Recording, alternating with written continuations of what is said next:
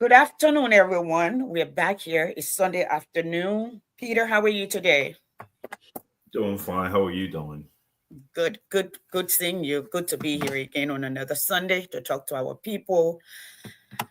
Folks, we know a lot have happened since we last spoke throughout the week. As we all know, everything in Liberia is fluid. The story never ends. It continues.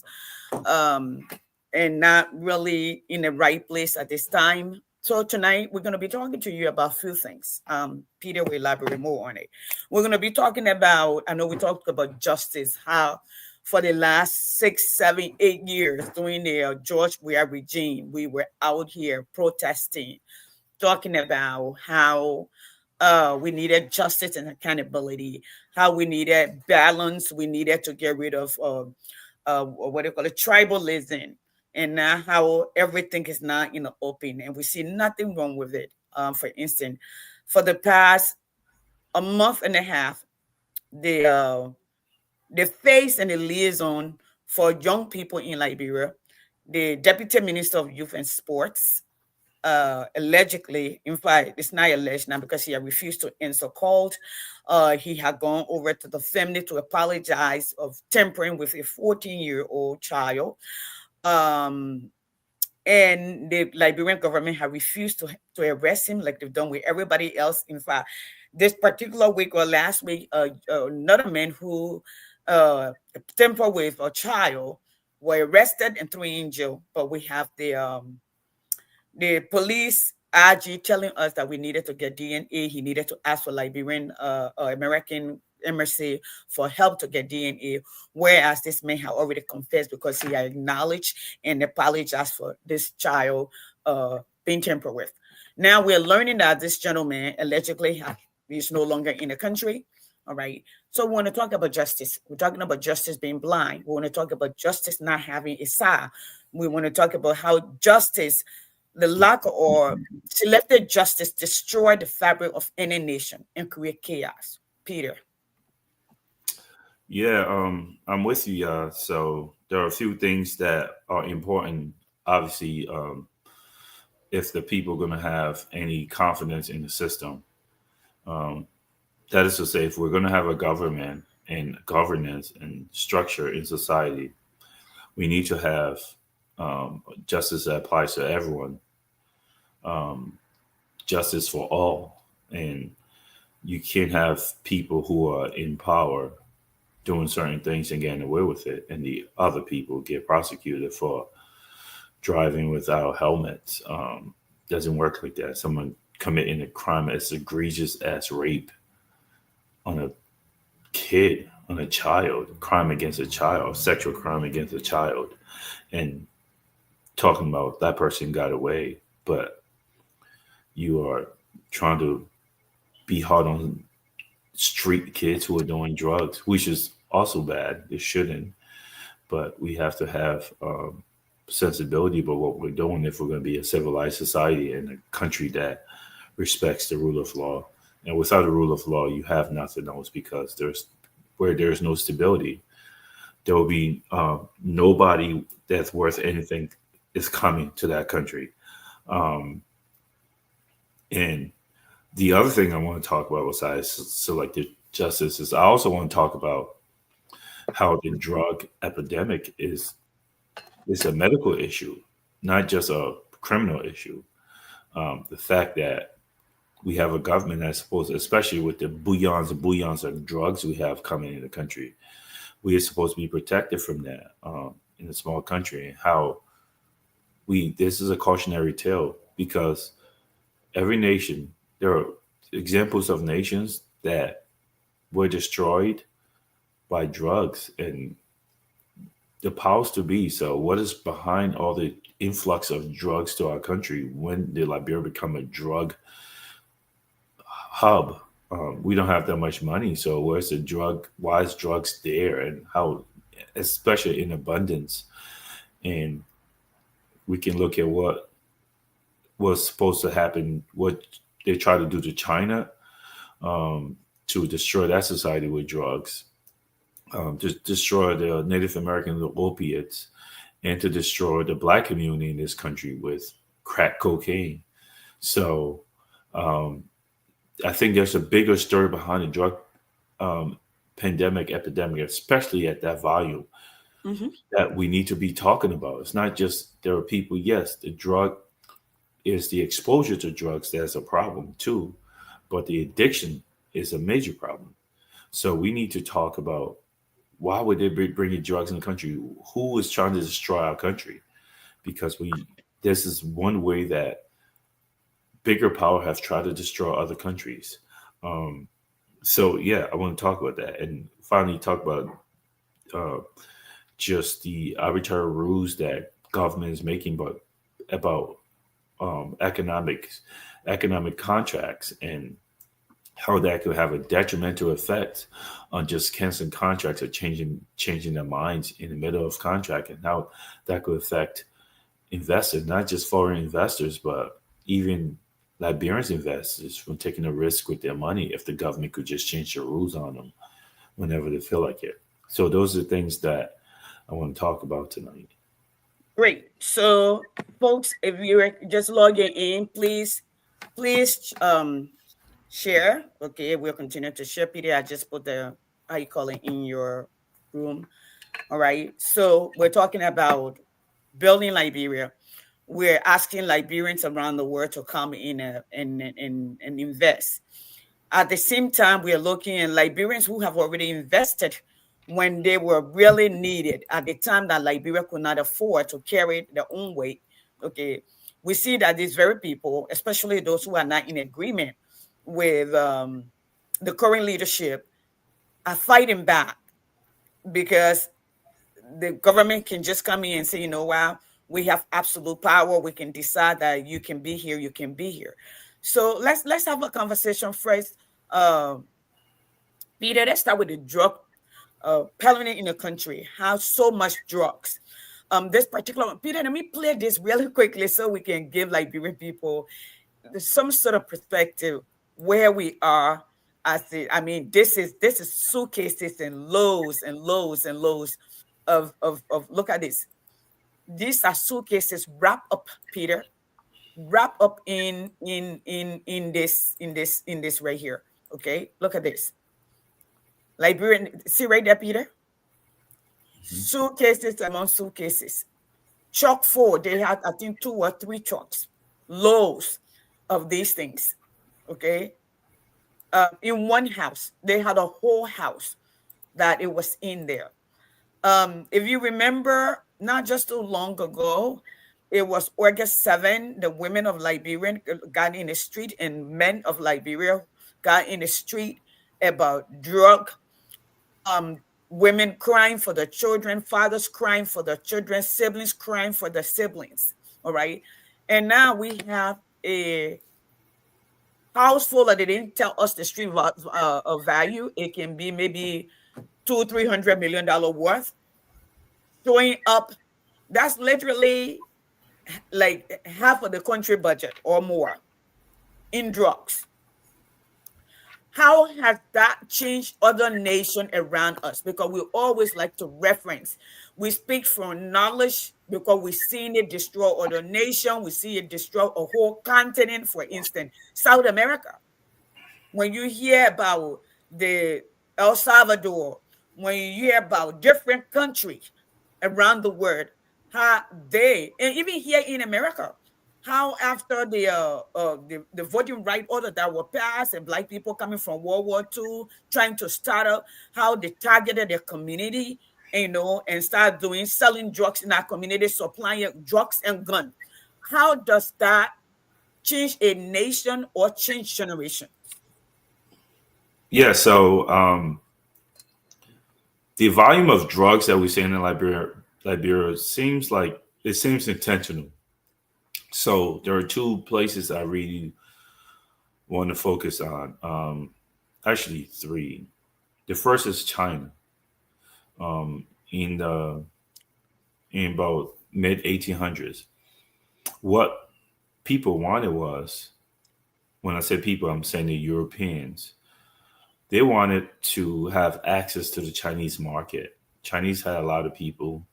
the West had the Western countries had they had manufactured goods that they wanted to. They saw a new market they wanted to sell. But the Chinese at the time didn't want to sell with the West. The Chinese was very afraid of what the West have done to India, Africa, South America, North America, and they were very, very cautious with them. So they only allowed them to serve at one port, and these Western nations didn't want that. So one of the ways that they felt like they could infiltrate China is to flood that country, flood that country with drugs, flood that country with drugs, and flooding that country with drugs was an attempt to destroy them. But that was done purposely. It was intentional. And what the Chinese had to do was to fight back. When the Chinese tried to fight back, war was declared on them, and they were forced to partition China. But the point I'm making is how strategically they use opium to try to get into China. So if anyone cares to come when you come to this page at any point, um, just look up the the opium war in China, and you'll get the entire story. But it was systematically done, was purposely done, and the purpose was to get into China. That's number one. The second group of people was, um, again, peyote with the Native Americans. They disseminated and wanted to take over North America. One of the things they did was got them addicted to narcotics. Now, let me talk about narcotics real quick. There were drugs and there were narcotics. Um, Alcohol is a drug. Okay, some people might say it's a narcotic. Narcotic is just highly addictive drugs. It seems like these people, when we see Kush and all the things in Liberia, those are all narcotics, drugs Yep. that if you took recreationally, you will get addicted. The Addictive. chances of you being addicted to it is extremely high. These are the drugs. This is why I say there is something behind this. These are drugs that has always been used to infiltrate or destroy a culture.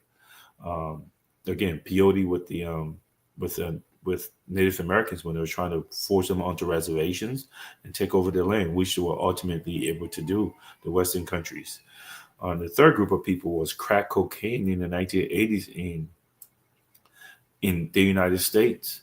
Right. The government literally created, manufactured droves of crack cocaine, got the money, give it to South American countries to get those the drugs from that country to get in this country in an attempt to destroy the black community that had just come out of the civil rights movement, and they were making strides. And their fear was that the black community can get so powerful that they're going to take over and then they're going to harm them and do to them what was done to black community. Again, drugs was used to destroy the black community. This is third group of people. There are other stories in South America where they did that. So what is important here, Yasendi, is the fact that um, A, narcotics is being used. B, why is narcotics being used? Um, because it's highly addictive.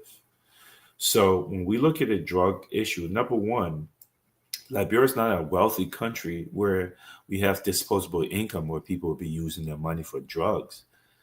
B, people are going to experiment.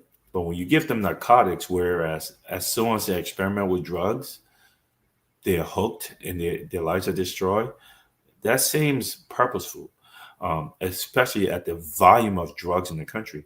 And the government's job and role is to protect and make sure that the exposure to the drugs, to those narcotics, is not there at the rate that is in our country. So the government is, our so-called government is absolutely failing our people, and you see the citizens victim blaming.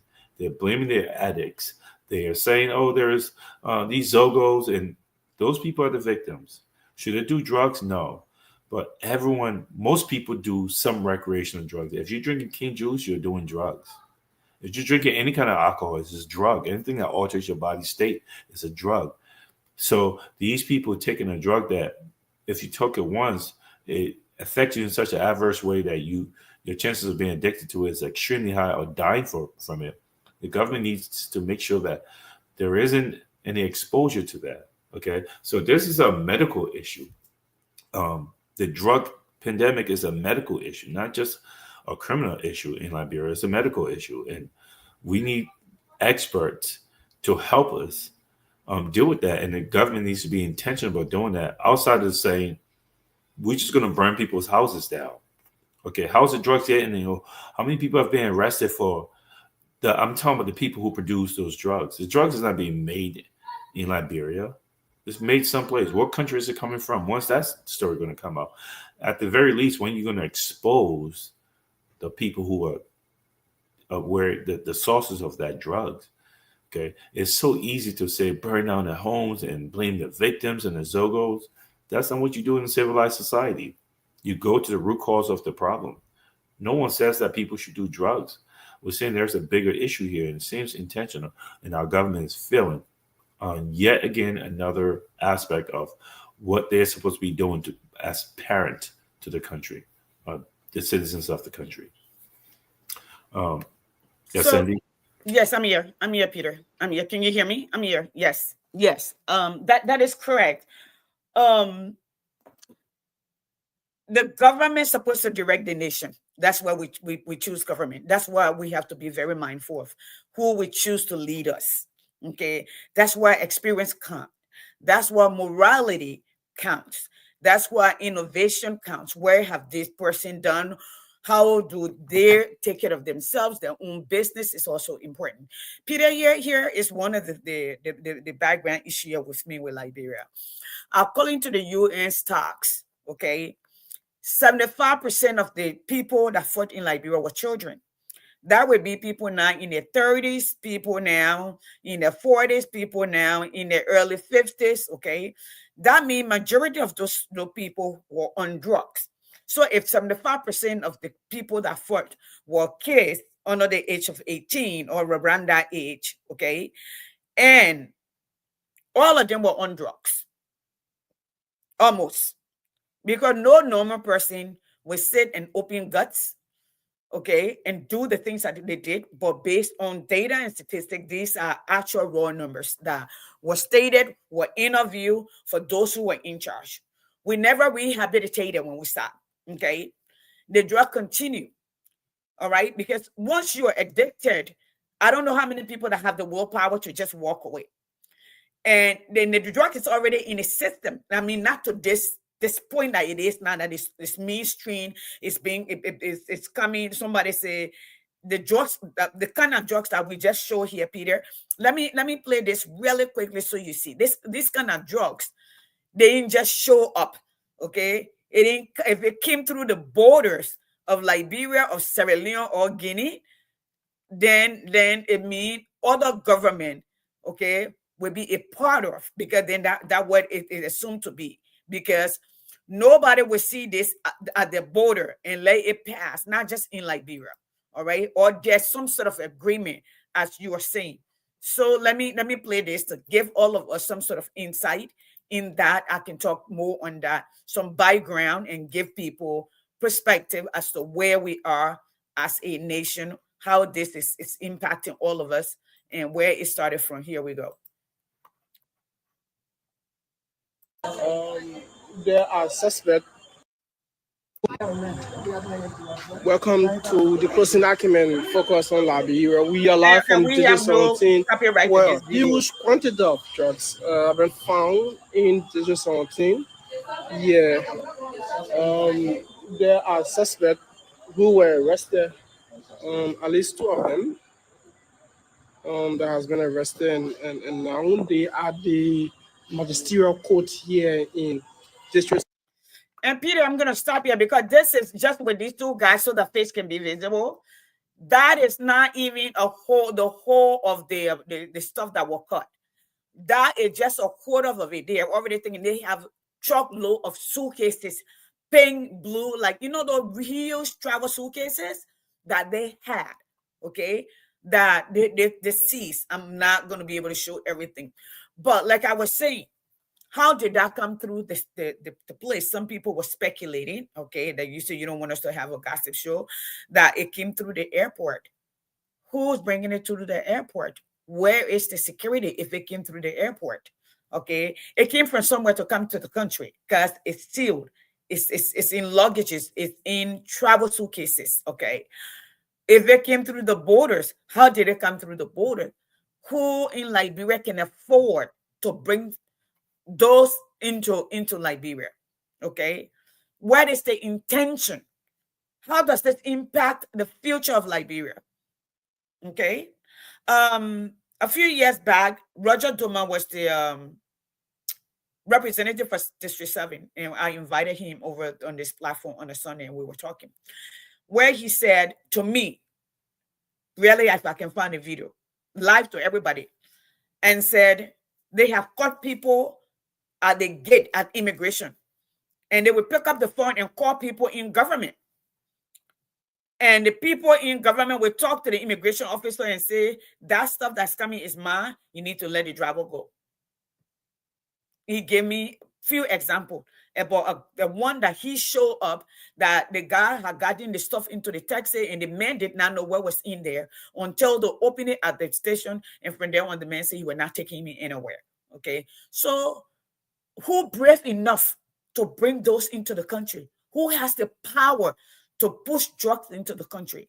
So based on study, based on other places, if our nation has suffered this much, we're literally just recovering, if at all. And people are depressed. People are vulnerable at this point. Young people can't find job. Young people are frustrated. And not only that, people are also, they will invite a friend out and then spike their drink. It's like we are recruiting, like just what happened here. So what do you think about that? How do you think such drugs will get here? So much like this. You look tired. You okay? No, no, I'm fine. So yeah, so addiction. I just want to belabor this point. Addiction is a disease. Um, Blaming or getting mad at the people who are addicted, it's like getting mad at someone because they have malaria. The exposure is what we're talking about here, and how to mitigate the exposure to drugs, to illicit drugs, to narcotics. Okay. Um, you were saying that there are people who are more vulnerable to susceptible to taking drugs, Right. because they're depressed. There are a lot of people who use alcohol for a coping mechanism. Yep. There's people who smoke weed for coping mechanism, Right. and some people don't. As a matter of fact, I think the majority of the world will probably self-medicate before they go seek help. Seek help where? Um, Right.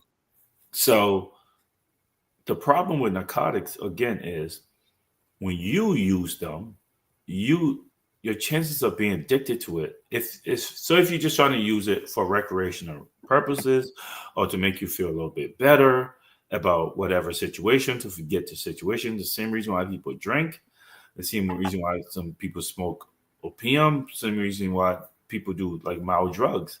Um, you're going to get addicted to it, or you might die. All right, with these type of drugs that's coming in. So what we need to do is, again, it's a disease. So once people become addicted to the drugs, that's where the problem starts, right? So the exposure needs to be prevented, because if they get exposed to the drugs, they're going to be addicted to it. I'll give you another example that's crazy. Again, this is in the United States, during FDR time, okay, in the late early 1900s. There were companies putting heroin in kids' teething syrup. The things that they put in the gums of kids when they're getting teeth. This is in America. This is real history.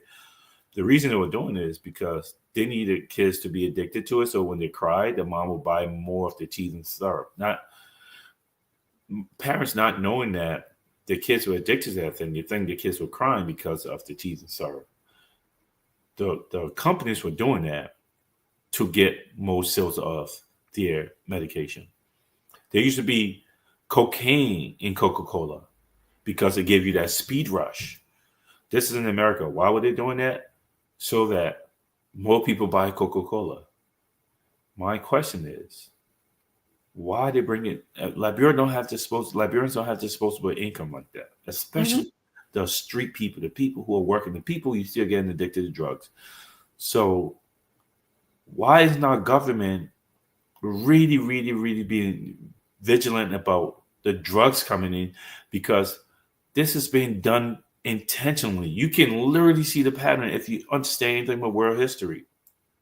So we are victim blaming, right? Because drug Mm-hmm. addiction is a disease. We want to beat those people, put them in jail, do whatever, burn the houses down. We just showed two black people. You think they know the formula to make drugs? They do this two look like they know anything about creating drugs? No, it's come from someplace. What are we doing to beef up our security at the border and searching containers as they come in?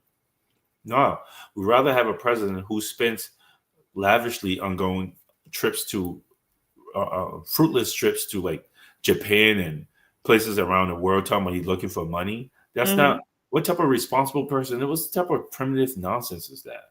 What type of person does that? You spend over $1 million on two cars. Mm-hmm. We have serious problem. Our country is literally being destroyed before our eyes. The Mm-hmm. future of our country, the present of our country is being destroyed. And Mm-hmm. you're here wasting money. What is the game plan? Oh, we just going to pivot and say, oh, the DEA. That's not what it is. The chief visionary have to tell you exactly what the vision is, how he's going to curtail it, why does he think it's going to work?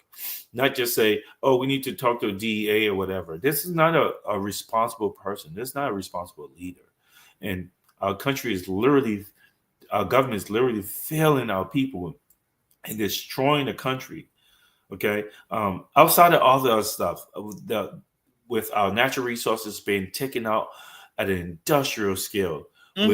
with our rainforest being cut down, not being, and we're not regrowing anything for the next generation. Mm-hmm. Like all these things, we have an extremely grotesque, irresponsible government, and we're here talking about nonsense about who got how many votes, and and Yep. that's shameful. Yep. Yep. Who got how many votes? That is correct. Thank you. Thank you. Thank you, Peter. Um, talking about you just spoke about and that's a lot to carry on about. I thought I had this. Okay. So Peter just saw this and we're just talking to you. We were just talking to you about what they are doing here in respect to the the amount of drugs that is coming in. Okay.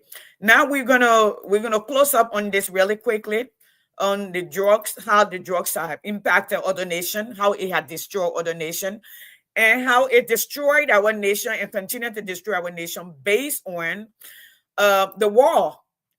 Majority of our children were not used to the shock of people being um, treated the way people was treated.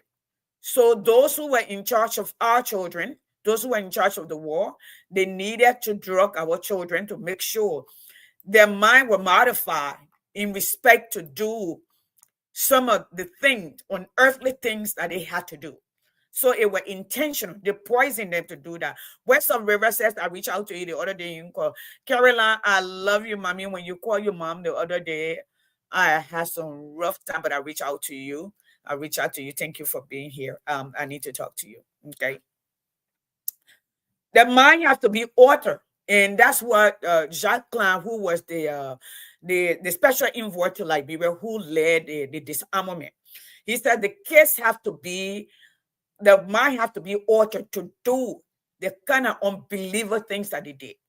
So if these are people who already in the system, they understand the high, what drug can do. And now you're feeling them that to get to where we are, then where are we going? Well, So what would be your recommendation, Peter, based on history, how we've done these things, how do other people overcome it? I know there was first exposure, then there was reality check, and then will help.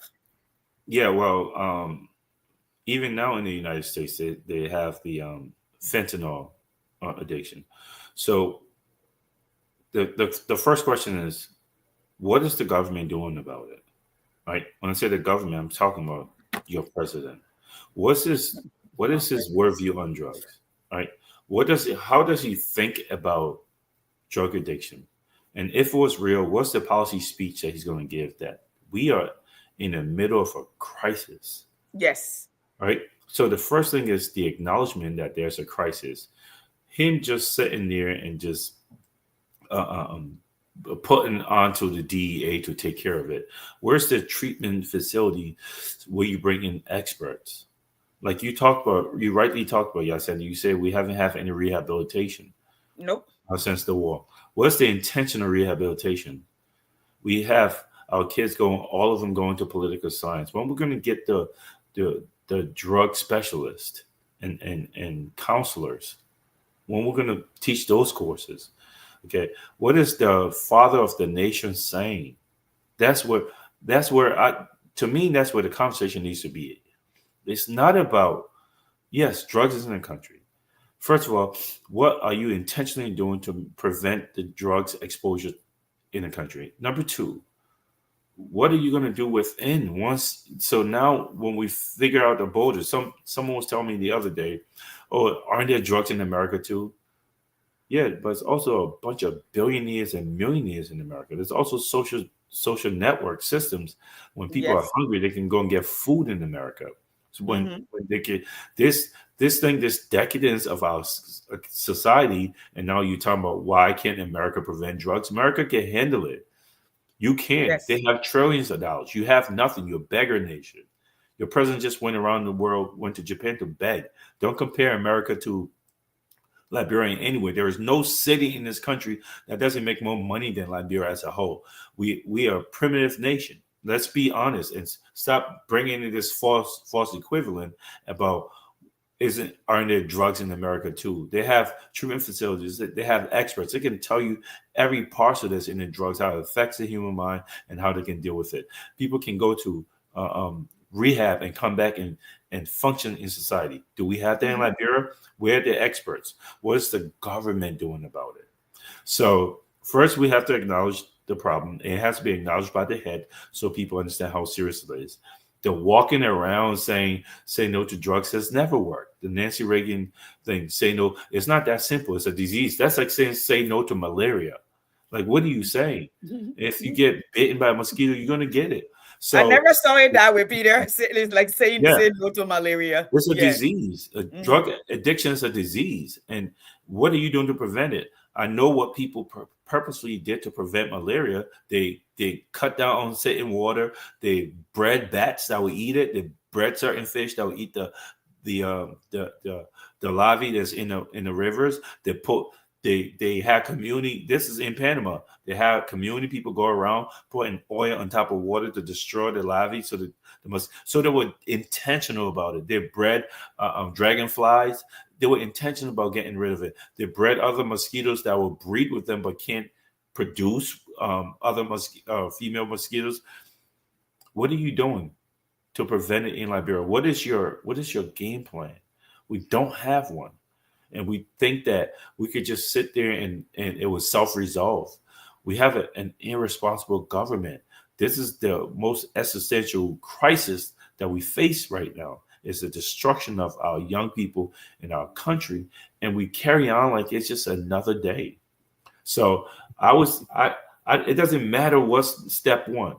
Step one would be the acknowledgement and a game plan from a president. Until that, nothing else matters, because again, the reason you need government is because the type of money you need to do the things that our nation needs, like build roads and school, no individual can do that. Until that's done, no real investors come to that country, only exploiters.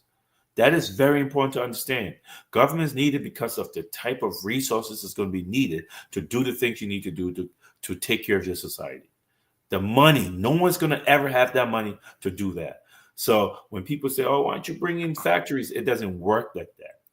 We need a government that understands the purpose of government, how government works. Okay. Thank you, Peter. That was a great recommendation. That was a great insight. I want to, veer over or just bring to focus. Let me say, I think Peter made this clear before I go to the next one. I live in a state with 10 million people. Okay, with a budget about $40 billion. I can tell you, my county alone, how many companies are here. Okay, and if you are getting ready to open a small business, they provide grants, loans. There are people. In fact, if you come on my school campus, Peter, I don't know about you, you will see at this point, this is middle school, right? You will see the different organizations like the electric company, all these scholarship because they're educator who got children that can make recommendation, that can do counseling in our little like printing rooms or in our cafeteria. You will see different organization sites to go to that your children can apply or that people can apply. They want to open small businesses or their kids are going to college or they want vacation jobs and all of that. So it would be suicidal for anybody to try to compare, okay, 5 million people with 500 or 700 million, that 87%, almost 90% of it is spent on dividing among themselves. Okay? You can't. Which would be like my president, okay, which is the governor, makes less than $150,000 a year. He came to be governor because he's a businessman. He was already a multi-millionaire. So they come for legacy. They come for impact. They come to make the change. Do they get their own cut? Yes, they do. But you know what? We are awakened and we demand more. If tomorrow comes and the unemployment in Georgia changed to 5%, he's going to be gone. Nobody's going to vote for him. Nobody's going to vote for him. Even as people are yelling, we're still under 5% unemployment. And there are some people with 2, 3 jobs, and we talk about people being homeless. We talk about people sitting in the street. If you do your own analysis of unemployment or people who are homeless, most of them got mental illness. It's not just normal people walking around. Majority of them, either they're veteran or they got some sort of challenge that is going on with them. Now, their help. Some of them will be taken to halfway home, to soup kitchen, their soup kitchen around, their closets where you go and find food, but they are not well. So you can never compare, because the moment you say, somebody will say, oh, and there are drug people using drug in America, oh, and there are homeless people in America, and people can kill people in America. Yes. What is the percentage? Those are facts. Wherever you have humor, you're going to have hemophilia. That's just us. It does not matter if you're white, you're black, you're blue, you're Chinese. We have shortcomings. What keeps all of us in check, keep us on track, is laws, structure. So I want to go over to equitable justice. Okay, Peter, there's a picture here I'm going to show to you, but I want you, let's dive into it. Equitable justice. And I'm going to start off then and you can take it from there. If you all remember, in January, the Capitol building was burned. But let me say this to you. When this in UP-led government came to power, okay, the mansion burned. They were in charge. For 12 years, they were putting millions of dollars in the budget to repair it. It never happened. King, he were able to open certain part. So when Braca took over, he went in that space. The money in the budget again to continue to repair, to rehabilitate or whatever the mansion. In January, the people, when they were trying to remove the city speaker at that time, with all the bribery, the money that we saw in being divided and recording. All right. And it came to being because the new legislature were asking for a complete overhaul and audit. And those who have been there did not want audit. The people protested. As they protested, the Liberian government, the police, the Capitol Police took over the Capitol building, beat up those people, put some of them in jail. I particularly have been around that place nighttime, at least in the last 4 or 5 years, almost every 3 months. And there were always armed guards in that place with a whole suits on, with guns and whatever, really scary jail during the wartime. Okay. And Dr. Richardson will tell you so. The first time I saw them, I was very scared, being like, we were in the middle of the night. We were coming from the restaurant and they took the back of that place. I almost had a heart attack. It took me back to the wall. Okay. Now you beat up the people. You took over the place. The next day, the place got burned. You came back and say, the very people who are telling you they won't audit because you don't want them, those are the people that burn it. You brought in people to testify against them. The people refused to. You torture them. I didn't say it was in the news. This guy was taken to the hospital. The mark was on him. It was confirmed. And the guy said he will never confess because he's not going to lie on anybody because they did not pay him. He did not do it. Okay. Mr. Etheridge, the other young guy who was working in the office of Nanikofa. Not only did you guys carry him, you torture him, according to him, you essay him, and they took him to the hospital, and it was confirmed. I have the recording here. All right. Now the other guy that is in jail, Peter, they tortured this guy, electrocuted him, and I'm going to show the picture to the Liberian people. Allegedly, but he's in the news. They took him to the hospital. They found out he has internal bleeding. Not only did they torture him, based on evidence. Let me say this. My late brother, Dr. Emmanuel Dolo, and I still have the recording, it's on YouTube, spoke to us in 2018. And I'm going around and bringing it here because Peter likes to have records. So that's why I'm bringing this out. So Peter don't like this. He said I got it. So I'm saying. So my brother was interviewed the time I was producing on what do you call it? Focus on Liberia. He was the youth advisor to the president at the time. Okay. And he had left that position. He did not want to be in there. He wanted to go in the private sector. He was doing research for, different diseases, and he built his center. So he came to speak on that, what the leadership of Liberia were doing to the young people. Those in power will buy a motorbike and give it to them. If the children are causing something happened to the motorbike, or they will arrest Liberian children who were not even old enough to be in jail without their parents or not in a juvenile detention, they put them in the adult population. Okay, that was when we were just taking us. This is 2018, and he said these people will go in our prison and sodomize. And I'm not supposed to say this on Facebook. They might ban this. Okay, those children. So because these kids will have a shock to their body when they come out, they don't know what had just happened to them. They are confused. Boys don't talk.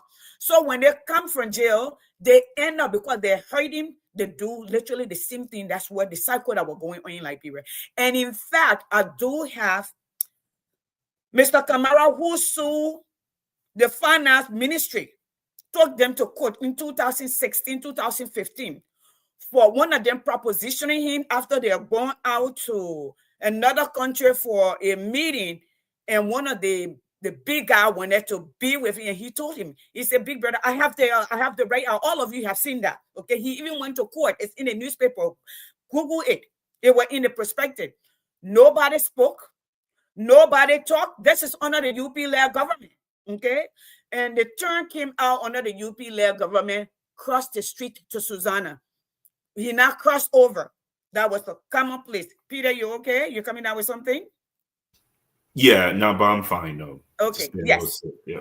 So I'm saying this to say, Dr. Dolo chronicled what they were doing to these boys. Okay. So when Etheridge came out and said they threatened him, they SA him, They beat him up. They torture him. Now we got this guy that I'm going to show. But Peter, not only they have these people in jail, they did not have opportunity. They did not have means. And again, they have no motive, especially when the government should have been in charge of the Capitol building. They came out and said it is the minority group, and they kept it as that. So the people who say give the instruction to burn the place, which is the speaker and everybody else and the other lawmaker, they are not in jail. These young men who come from poor family have been in jail since January. They done whatever they want to do with them. Some of them are now very sick from being tortured and doing what they done to them. But let me come up there. I'm tying this into this. The Deputy Minister for Youth and Sports, SA, a 14-year-old. Nobody will arrest him. When there was a public outcry, the war is taking it. It's trending on social media. Bouaka, since he left the country almost 3 weeks ago, he suspended him. He didn't even fire him. Don't have the balls. I'm sorry, no disrespect. It just means he don't have the guts to fire him and say, arrest him, investigate him. Okay? And they came up with excuse. We're learning. Hopefully he did not leave the country, that he left the country. This is where we come. And Peter, what does this do to a nation when only certain people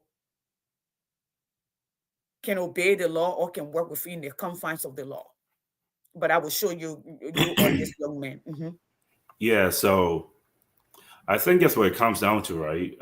Selective justice. So what does why is selective justice bad? And it doesn't stop there. So there's a pattern here of UP or people in government having what we call impunity. But it's mostly with UP when it comes to homosexuality and sexual assault. And we all pretend like we don't know it. It's an open secret, right? And the reason why these prevailing homosexual in these governments perpetrate on people is because they know they'll get away with it, right? These people, it's not just the guys they're sexually assaulting. They're doing it to girls. They're using their power. That's what rape is not about sex. Sexual assault is not about sex. It's about power. Power. Yeah. So when it's the fact that it gives them some level of pleasure to sexually impose their will on people. There are some people who enjoy sex only when they're under drugs. There are some people who enjoy sex when they're being assaulted, being hit. These people, the people who sexually assault people using their power, that's what turns them on. And it seems like this one political party have always had those people in it. And the way you hold them accountable is you stop the impunity. The problem is the impunity. It corrodes the trust that our regular people have in government. It promotes lawlessness. So let's go back to things that have been done. Gloria Musu Scott.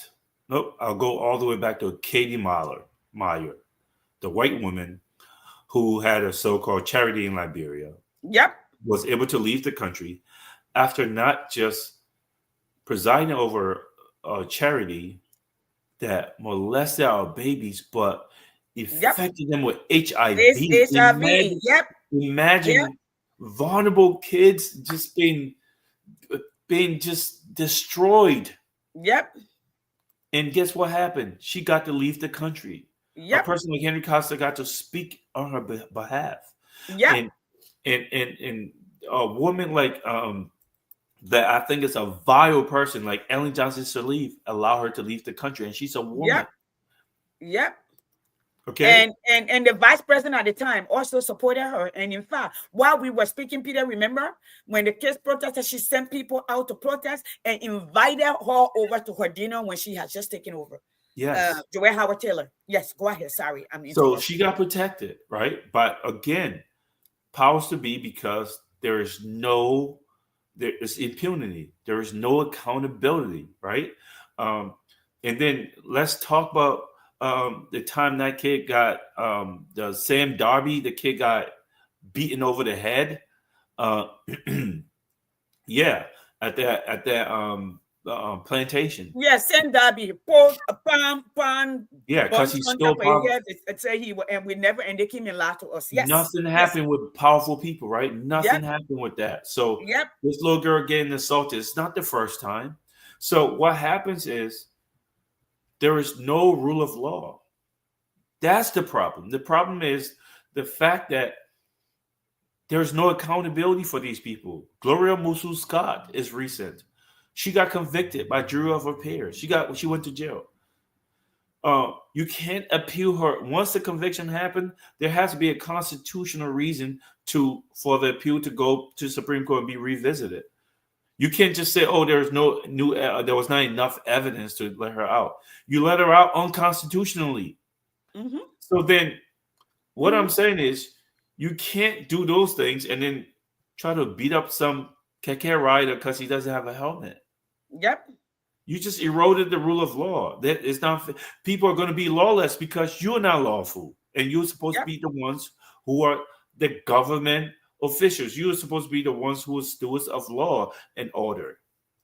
So we have impunity in the country, and the impunity goes as far as now children are being affected. How many how many rapes? Liberia have a rape epidemic. Everyone knows that with our women, right? A lot of them don't even report it anymore, and we know what sexual assault does to a person. They don't report it anymore because they feel like nothing's going to happen, especially if the person is powerful. yep, Imagine that type of government where you feel you're not protected at all. Okay, we're living in a state of nature, and these are the people we selected to lead the country, and you expect your country not to be living like you're on a slave plantation. It doesn't happen. That's wishful thinking. Okay, at the bottom line is, yes, Andy, this guy is not being held accountable, just like you chronicle about what happened at the State House. Okay, it yep, got burned down. yep, Um, you are holding people in prison. The guy accused you of sexually assaulting him, and there isn't this grave investigation to clear that up. You still worry about somebody sexually assaulted him instead of there being a press conference that was investigated, that was cleared, that didn't happen, or it happened, and people being prosecuted. Here's the thing, yes, and you keep saying all due respect. I don't respect them. There is no due respect on my part for them because they're harming the lives of other people. Would you respect someone who's harming your child? So it's called empathy. I put myself in that case, right? My right, family still lives there. yep, Okay, got kids in that country. I'm from that country, so that could be me. That could be my mother. yep, What if someone sexually assaulted them? What if someone molested my child? right, Then I said, this is where the lawlessness comes in, because I know what I would do to them. I know what I would stalk and do to them, and will be on international news. But that's not how society is supposed to operate. You don't get to rape kids. You don't get to rape anybody and get away with it because you're in government. I don't care if you're chief of police. The chief of police will need security. The head of security will need security because you don't get to destroy other people's family members' lives because you feel like you can get away with it. And yep, time after time after time, we prove that we don't have a government that understands their role. Let me yep, close on this, yes, Cindy, on this topic. When you talk with the state of nature, and this guy called John Locke, they talk about the acquisition or the creation of government. right, Why do people create governments? They create a government for one reason. We will allow you to make rules for us if you protect us. yep, And John Locke says, as soon as the government stops to do that, you get to get rid of that government. mm-hmm, Well, what he's saying is then you have to do what you have to do after that. Because what happens is if the government is not protecting us, because that's the only purpose they're there, to make sure that we're safe and we're able to pursue our happiness and create that environment. If you can't do that, then why do you have a government? And it's not the governmental structure, it's the people we have selected and elected to carry out those roles. And And it's shameful. And meanwhile, we're talking about everything else but that. How this government is a complete and utter failure in every way imaginable you can think about. There is nothing we can point to and say, this is what a government is supposed to look like. Okay? We have picked the most primitive, least equipped people, least empathetic people to lead us. And when I say lead us, we're talking about individual lives, the lives of our children, people, like real life people, is being destroyed. It's not some abstract thing we're talking about. My point is, it could be any of our family. Do you have empathy for that? We picked the wrong people, and yet we have people defending this. Okay, and they couldn't point to one thing. Oh, you're going to build an overpass bridge, and this man is doing a great job. Great job how? We haven't generated any money. Okay, we're not building institution. We're not doing anything for the future. We're not equipping our people to compete. We're not finally taking over our economy from foreigners. We're not doing anything. What are you guys talking about? You just want us to beat because you're fans of this man, of that political party. So you think our family should suffer. And again, this is how wars happen. This is not how you have peace in society. This is not how you have stability. And without stability, you don't have a government that anyone with anything is going to invest in our country, with anything that anyone with anything is going to invest in. Thank you, Peter. So I wanted to give you some picture, some visual. I'm a visual person. This is one of the gentlemen that they arrested and put in jail. He didn't look like this. This is what he looks like right now. So I want you guys to see, this is somebody's brother. This is somebody's father. This is a Liberian who the Lord is supposed to protect no matter what his crime is. And he should be proven beyond every reasonable doubt. This man have been in jail since January or since February. And they have not taken him to court. They have no evidence to prosecute them. So they're torturing them to force them to confess that Funani Kofa sent them to burn down the Capitol building. And I keep saying, though, in criminal, that's the first 48 hours of criminality or events. Even if you go to court, people have to have reasons for committing a crime. And not only that, they have to have means or opportunity. They were in charge. The government were in charge. And then the question I begs and answer is, Peter, this building is where all of our documentations, the laws that are being made, this is the brain of the nation, okay? You want to tell me you pay yourself almost $1 million, because besides where they get paid $10,000+ a month, they're on different committees. Those committees pay them another $10,000+ a month. We give them cars every 2 years, at least $40,000, $60,000 car. That's $30,000 more a year if you divide it into those 2 years. Okay. You pay for their security, you pay for their driver, you pay for their gasoline, you pay for their food, you pay for their travel. We are not putting the travel expenditures. Okay, this is supposed to be a poor country, a begging nation. Okay, a welfare nation for that matter. Okay, and not only that, there's every contract that they sign, they get money for it. Now, we're making them millionaires. Every 3 months, we give them at least $100,000 just to go visit the people that they're supposed to be living with and working for. We give them $60,000 to $70,000 to build their own soldiers, and they call it scholarship funds. All right? But you were in charge. You could not protect the building. You're torturing somebody. This is the gentleman right here. I'm going to make it, how you call it? That they say he's internally bleeding. This is his stomach. Because they have been torturing him, they put him in water and try to electrocute him so he can talk, so he can confess to something that he has not done. Okay, now that would be me closing on this in respect to justice. This is how we went to war. This is where we are, and this is where you all are doing.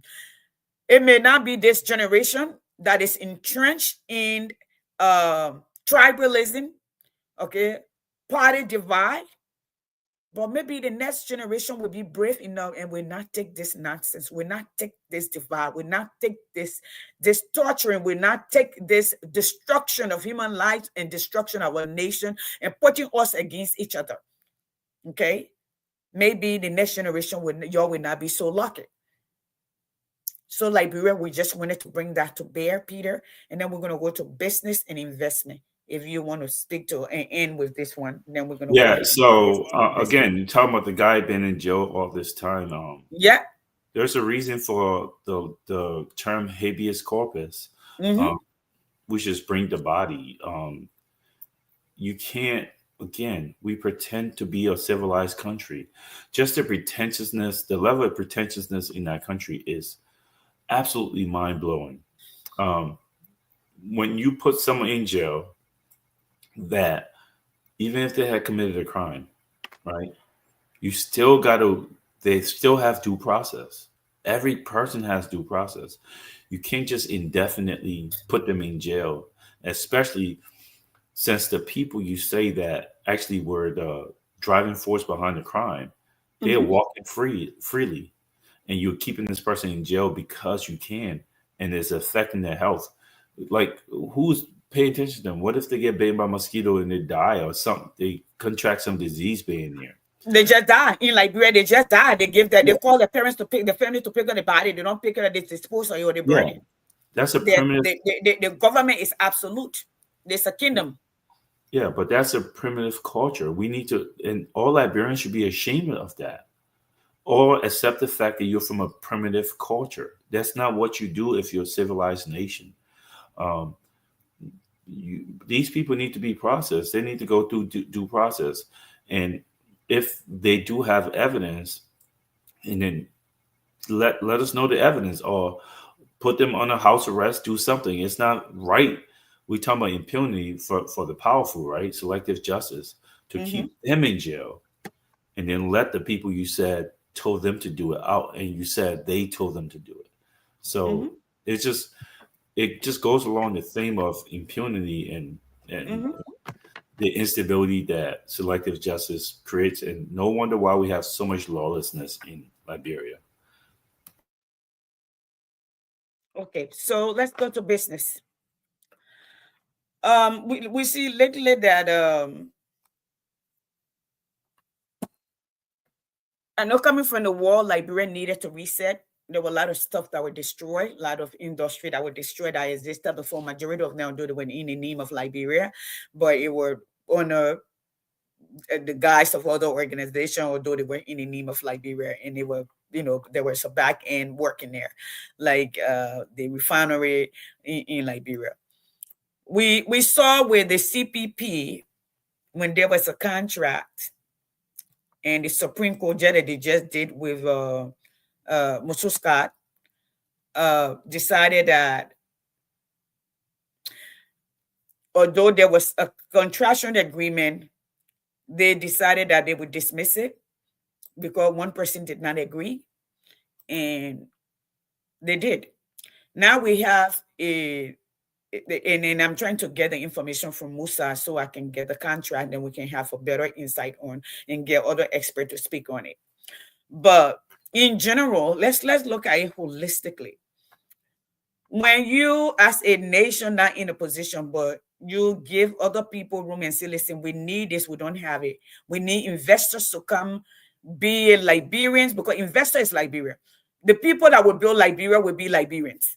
Because wherever money they make in the country, majority will be spent in the country than foreigners. Okay. Most of the funding will stay in the country. They will build the nation. That's how nation is built. That's why you see in the United States, certain amount of funds to leave the country, you have to declare. It have to be either if you send it through banks, they have to be reason behind, and they will track it because they want what Peter call a capital flight. Okay, money coming in, they want the money to stay in. They don't want it to run. Okay, because that's how you build value for your nation. All right. So the more you can produce, the more things you can ship out. The how many things or much thing you produce annually. That's what we're talking about, the gross domestic product. What can you do? How do your country compare to other nations around the world? Now here you go. These men got licenses.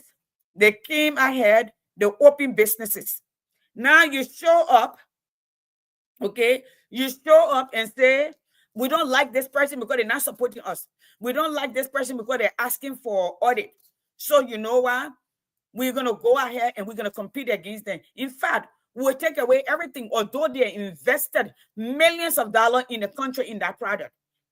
Now you're telling them you're not going to make money. Literally, what they're saying is they're breaking down that person's business. How then, Peter, though, are we asking? We're running from Japan to China. We're leaving from China to the United States. Okay, we're leaving from UN to what do you call it, to Rwanda, to Korea, to say, oh, we won investors. And what most Liberian, maybe you don't understand this. Investors do not come onto your country because they feel sorry for you. They don't come to your country because your girls are beautiful and your boys are free. They come to your country for two things. Either you have the labor force or you have the raw material. And what does it take to build a nation? Three things. You need the intelligence, you need the raw material, and then to be able to invest in that to produce. Now you are stepping on these people because you don't agree with them. Will you, somebody like you, Peter, and say, you know what, I'm going to retire. So I'm going to take my savings. I'm going to take my retirement funds. I'm going to look for a few friends. We're going to go to Liberia and invest. Will you be brave enough looking at what is happening in Liberia to say, I want to go put my money in there knowing that the Lord does not work? Let's look at it. Just analyze. Where are we? Where's your thought? So that's one of the biggest things that Liberians always talk about, right? Investor coming in. Investors don't come in, like you said, Yasin, because they like you. They're coming because they can make money. They're coming because in some way, somehow it's easier for them to make money there than whatever it is they're doing, or it capitalizes more. It's funny you mentioned Rwanda. One of the things that Rwanda wanted to do, first and foremost, was to have investor confidence.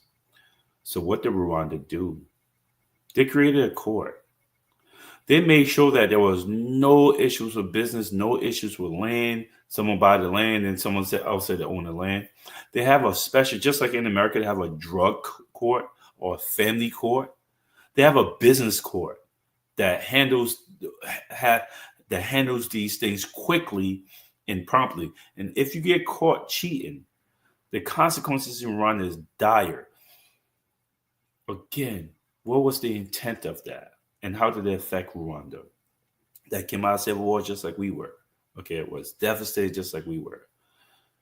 They knew that the business climate was important for the growth of the country and the stability of the country. So what's one thing that could prevent it? Wahala from business. Well, we're not going to have that then. We're not going to have these things happening. So when you talk about investor confidence, right, how the fact that the government is willing to bridge contracts that was made.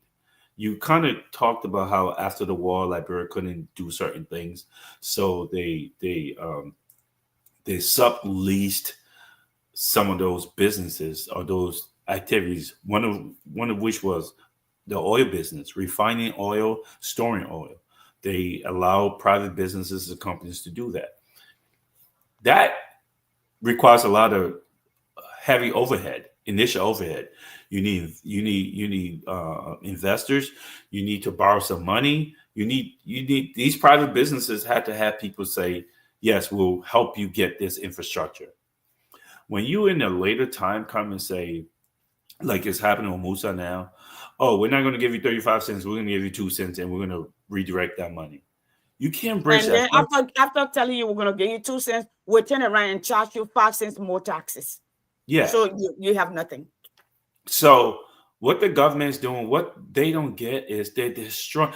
Forget the fact that you're destroying the businesses already in Liberia, but you're also destroying the prospect of any business coming to Liberia to do anything.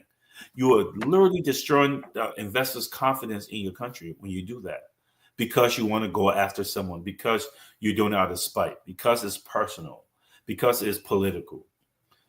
Again, it is not these people's country. They don't own Liberia. This is our country. They're just the stewards. They're just the people that we said, okay, let them be the managers for now. And the managers that we have right now are absolutely destroying the country with their lack of deep thinking. They're very, very surface people. It is easy, and that's a Liberian thing, right? We're very reactive. It's easy to go after Musa ability and take his business. Easy. You have the power to do that. Okay. But here's the problem with that. Who else is it going to affect, and how is it going to adversely affect the next government? You can do that now. The next government come in and they don't like you, the business you or will pull your licenses of your son's club or whatever hotel you have. No wonder why Joseph Boyka is building homes in Sierra Leone, because he knows that people are going to do the same thing to him.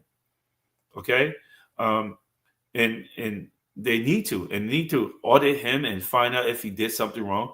Put him in jail. I don't care where he's at. I would literally vote for $100 million to hunt him down and put him in jail, because he's affecting the lives of people and he's being vindictive about it. And he's not what people say he was. He's not a brilliant person. And the things that they're doing is affecting the lives of our families. And that's not okay. It's never going to be okay. So when you breach the contract, let me clean it up. When you breach contract, you erode investors' confidence in our business structure sector. That's what we need right now. We need Liberians to own business, and we need private businesses running, because the government cannot hire everyone. When anything you do to erode that or destroy that is bad for the country. This is yet another indictment on the lack of leadership and the lack of what's the term I'm looking for? He's not very insightful. He's very glebe, very surfaced. Okay, his government is reactionary, and No we debt can't to have, him. yes, okay, not very introspective at all. So when you guys think you're going after Musa Beldi or whoever else, you don't understand that there are onlookers who we need to see stability, and those people you're destroying their chances of probability of coming to the country and helping out our people. So again, another indictment. I've yet to hear the good things this wisdom of this man. I know high school students who are way more. I know 15-year-olds who make better decisions than this government and this man. Okay, so Peter, we gotta go and close. We're still here, folks. We're gonna continue to build up. It seems like, you know what's funny, Peter? We start here with 2-3 people, right? And then we leave. It seems that people come to watch when we leave. And I'm like, when they have 300-400, how can we have 1,000 plus? So they come after for some reason, but that's on them. It has nothing to do with me. I'm going to bring crazy. Alexander Cummings did his first in a long time, went out this weekend. On Tuesday, his first group of people he met with were the disadvantaged children, where you called, according to remain the remnant of the war, the kids that are struggling with drug addiction, maybe may not have family homelessness, maybe frustrated. And I thought it was powerful, not the noise, but I want to give a picture to what is happening. Mandela said, if you want to project the future of a nation, see the current generation. Let's see our current generation. I just want you think, reflect, and give us what you think. I'm going to play the whole thing. The other day, I didn't play the whole thing, but there are more picture. Let me play this. That was the first people that he went to coming after this election.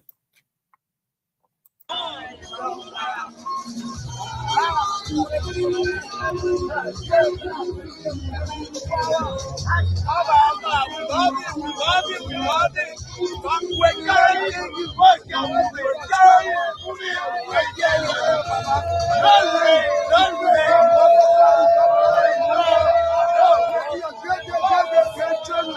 how was it? How was it? So you enjoy the program, right? So what will be your message to come back in the next time, or are you telling him to help most people the next election? So will you let people come out for the election?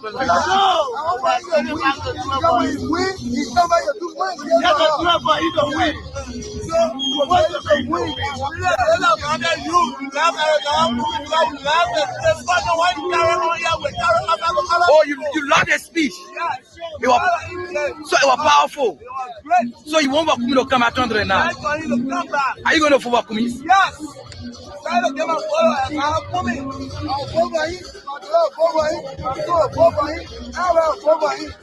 Wow.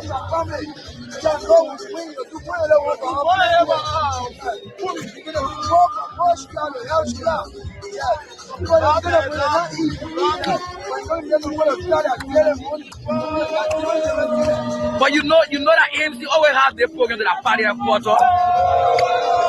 They always have to that party headquarters. So maybe sometimes you may like to take go and like to be part of them, right? So you listen to some of the children from the youth. So Peter, for me, it's not what they said. It's where the nation stands in this moment in time. What's your thought in closing? Yeah, it's kind of sad to watch. It just it breaks my heart Me too. because I've dedicated my life to working with young people. That's Yep. all I know. I don't know anything else outside of that. And just to see those kids, disadvantaged youth, it doesn't have to be like that, especially not at the rate it is now. It is really hard to see. We need someone who's intentional about our children. We need someone who's intentional about our children. Those kids, you can get anyone can get them to say the things he's saying. Just feed Mhm. them, give them something, right? You can the despair and the desperation on their in their faces, and the promises that people have Yep. made to them is the problem. And just while they're suffering and the suffering's going on, or countless others who are not there, faces we don't see. We Mhm. hear playing politics and playing games. Sometimes people are like, "Oh, you're so serious." The reason that you're not serious is because we don't see the world the same. I've dedicated my life to helping out other people's children. When I'm dead, my Yep. legacy, I tell people, I don't want to, this is not a brag. When I die, my funeral is going to be held at a stadium because of how many people will come. It is not because it's Peter Quaywood. It's because I have given a piece of me to the world, to people, other people's children, and I did that intentionally. And I know the impact that it's had. I got the letters, I got the notes, right? And now over the years, it's been thousands and thousands and thousands of them, right? The impact.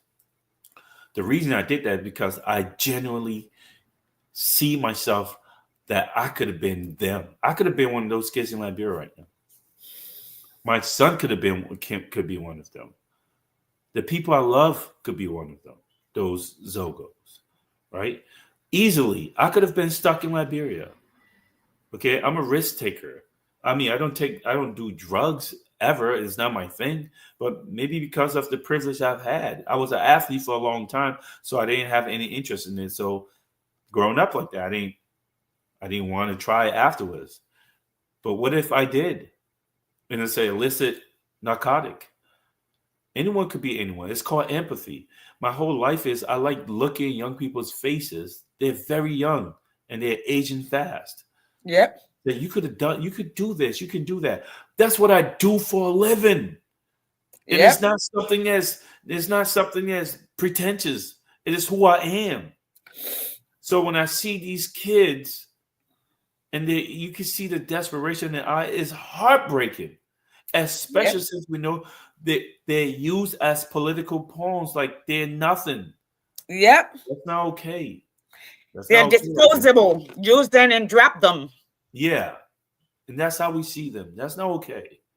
Oh, we got a treatment center. What treatment center? Do you understand the depth that you have to go into to actually rehabilitate someone? You have a housing unit. You don't have a treatment facility. You need professionals. You need clinicians. Where are they? What are you talking about? Those of us who work with children and study to work with children learn these things. We learn about childhood development and brain development. We learn about addiction and how's a disease. We learn about how the mind works. Okay, we understand the roles of clinicians.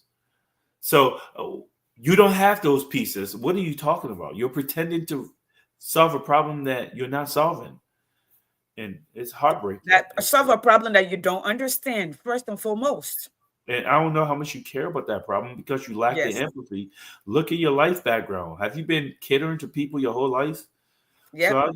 I'll close on this. I mean, it is we're gonna keep advocating for the government, but it's sad. Liberians need to do something. We are losing a country. This is not. We don't have a country. We should all be ashamed of what we have, what we're calling a country, because we're failing our people and our kids. Those of us who were able to come to this people's country and got our eyes open and exposed to information, we know we should be doing better. We deserve. Our kids deserve a lot better than that. Thank you, Peter.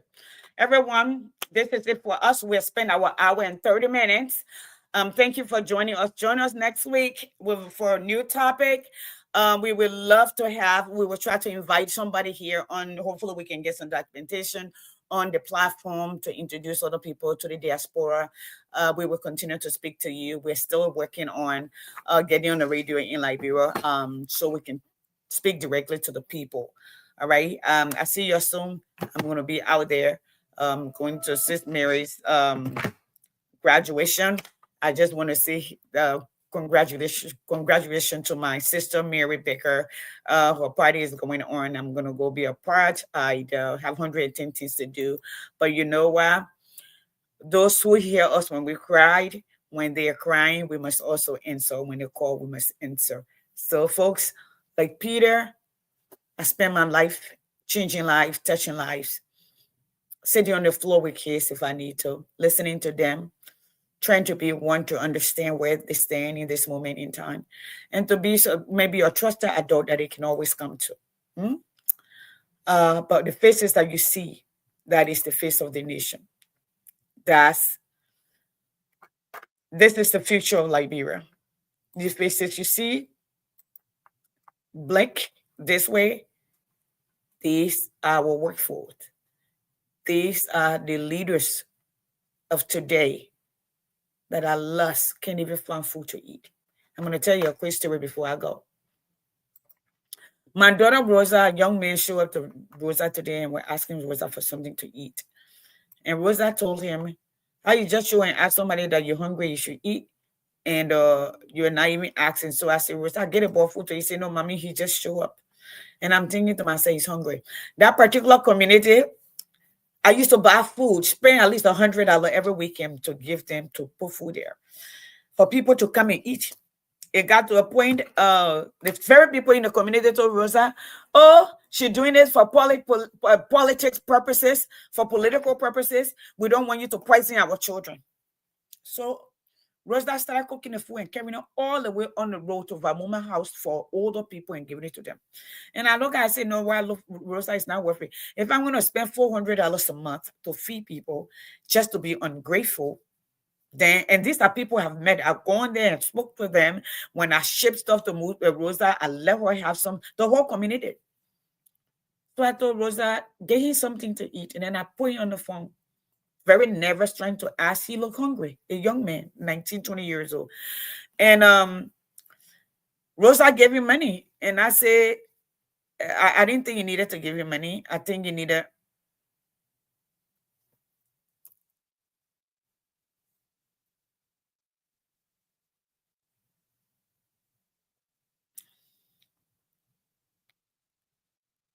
Okay. And I said, you should have given him a few cup of rice. But I'm not gonna do this anymore. Not gonna have spending $100, maybe like the end of the month, maybe the older people in the community. I would think Rosa, I say, listen, buy two pack of rice or bag of rice and share it three cups on people, let them come and collect it. Especially for older people and children. That's what I'm gonna do. But that particular community didn't appreciate me. So, and they didn't appreciate the gesture. So now they've gone out because that's the time, we've done that like almost all year, coming to like 3 or 6 months of election. That's when, because they decided they were going to go vote somewhere else. And now we're not doing it for the vote. Okay. Now that they have voted, I asked them, how do they feel? Now they come on the front to complain. Oh, our man, our man. No, no, no, no, no. You make this decision for the children. You make this decision for yourself. You made this decision for all of us. All of us will have to live with it, but you have to live with it. That said, thank you so much for tuning in, guys. Tune in with us next week. We're going to be here. And then we are going to go ahead and have a conversation with you. Please join us again and be a part of the conversation. Okay? There we go. Good day.